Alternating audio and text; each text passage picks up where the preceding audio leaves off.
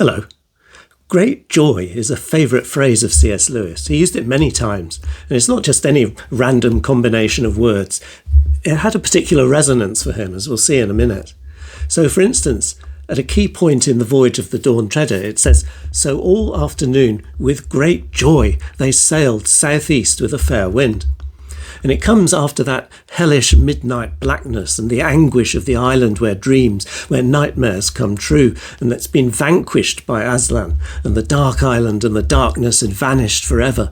And from there on in, from that experience of salvation, you could say, it's all about sailing into the east and the rising sun and the brightness and the approach to Aslan's country, or to heaven, you might also say. With great joy, they sailed southeast with a fair wind. Great joy is a favourite phrase of Luke, the New Testament writer, who gives us his gospel of joy and also the book of Acts. And the angel said to the shepherds, "Fear not, for behold, I bring you good tidings of great joy, which shall be to all people." And at the end of the gospel, after the ascension, the disciples worshipped him and returned to Jerusalem with great joy. And then in Acts, after the miracles at Samaria, Luke tells us there was great joy in that city.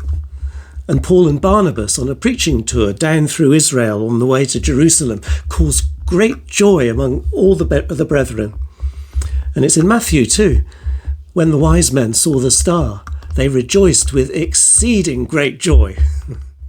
And at the resurrection, Mary Magdalene and the other Mary saw the angels at the empty tomb, and they ran to tell the other disciples with fear and great joy.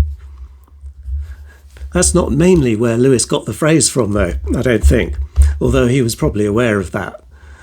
Other writers might end a story with the phrase, "they all lived happily ever after." Not Lewis, not usually. So they lived in great joy, he says, at the end of The Lion, the Witch and the Wardrobe. And great joy was a phrase repeated many, many times in Malory's Morte d'Arthur, the 15th century Arthurian classic, one of Lewis's favourites, and which he draws on substantially here at the end of the story, in the tale of the hunting of the white stag.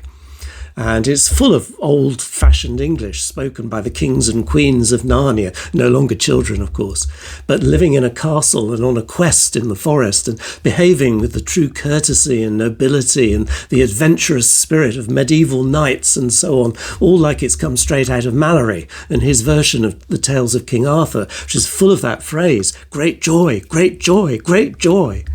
And a white stag, that's in Malory too. So it's all of a piece, you see. This is the great joy, and so we live too in the great joy of the risen Christ this Eastertide. It started, of course, on the hill of the stone table while it was yet dark, and death started to work backwards, so to speak.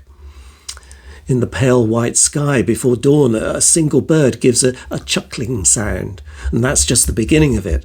Bird song, birds awakening after a long cold night. And the red gold rim of the sun rises on the horizon, and there's a deafening crack, and the witch's power is broken forever. The stone is cleft. Aslan is risen. Where the witch's magic brought enslavement and oppression and despair, turning good creatures into stone, the deeper magic brings a great glad joy and hope after all hope had been lost. The morning has come. And here at the holiest core of The Lion, the Witch and the Wardrobe, there's leaping and laughing and chasing and diving and tossing and catching. It's like playing with a thunderstorm or a kitten, or both, we're told, as Lucy and Susan and the lion romp on the hilltop at dayspring beside the broken stone, and hope and laughter are reborn. The winter is over and gone. In the witch's castle, there's a riot of colour and noise as cold stone becomes flesh again under the risen lion's breath. And the joy of resurrection life explodes in every dark corner of its courts and dungeons and towers. So much spiritual symbolism there. And at that other castle, Cair Paravel, there's revelling and celebration, feasting and singing and trumpet anthems and king-making and the songs of mermen and mermaids floating in through the open doors from the sea. It's very different to the witch's castle. I've done a video on the two castles going into all that. There the White Witch had given Edmund stale bread and cold water, kind of like prison food in the fairy tales. But here they feast. There's a video on the joy of feasting in Lewis too, you might like. They feast on the abundance of your house, the psalmist says. You give them drink from your river of delights. There's one sentence in The Lion, the Witch and the Wardrobe which reminds me so much of the feeding of the 5,000. How Aslan provided food for them all, I don't know. But somehow or other they found themselves all sitting down on the grass to a fine high tea at about 8 o'clock. It's Mark's Gospel that tells us how they all sat down in groups on the green grass, and the hungry were fed. And there's music inside and outside the castle. And there's the magic of Aslan and the magic of the seaside. And on another level, it's the wedding supper of the Lamb, the full blossoming of Christ's kingdom on earth, the descent of the New Jerusalem from heaven. And as the writer to the Hebrews enthusiastically describes it, it's the city of God, with innumerable angels in festal gathering, and the assembly of the firstborn, and the judge, the bringer of justice, who is God of all. So they lived in great joy, Lewis says. Earlier, Aslan had said to Peter, "Come, son of Adam, I'll show you a far-off sight of the castle where you're to be king." And he'd shown him a view of the castle, shining like a great star on the shoreline in the distance. Now it had come true.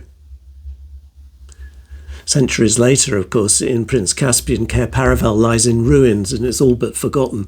And in that story, the castle represents everything that we hang on to by faith, like Truffle Hunter the Badger, or that people like Miraz try to suppress or find hard to swallow, like Trumpkin the Dwarf.